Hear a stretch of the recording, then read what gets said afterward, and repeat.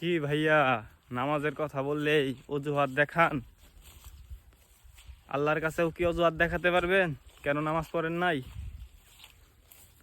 নামাজের কথা বললেই আপনারা বলেন কাপড় নষ্ট, আজকে সময় নাই, অন্য দিন পড়ব, আজকে একটু ঝামেলার মধ্যে আছি, কালকে থেকে ইনশাল্লাহ পড়ব। আসলেই কি ইনশাল্লাহ আপনারা পড়েন? এই যে বলেন ইনশাল্লাহ কালকে থেকে পড়ব, আমি যতটুক দেখেছি তারা ইনশাল্লাহ কালকে থেকে বলবো এটা বলে, তারা কখনো কালকে থেকে নামাজ শুরু করেনি।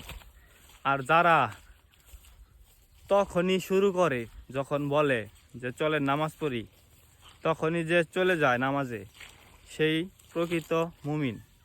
কারণ সে ইনশাল্লাহ বলার পরে সাথে সাথে নামাজ পড়ে।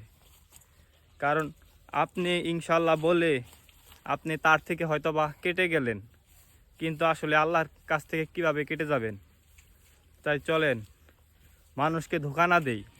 আপনি আমাকে হয়তোবা বলবেন যে কালকে থেকে নামাজ পড়বো, ইনশাল্লাহ নামাজ পড়বো, কিন্তু কই ভাই, সময় হলে কিন্তু আপনারা নামাজ পড়েন না। যখন আপনি ইনশাল্লাহ বললেন তখন আল্লাহ আপনার কাজটাকে সহজ করে দেয়, কিন্তু আপনি শয়তানের ধোঁকায় পড়ে নামাজে আসেন না বা নামাজ পড়েন না।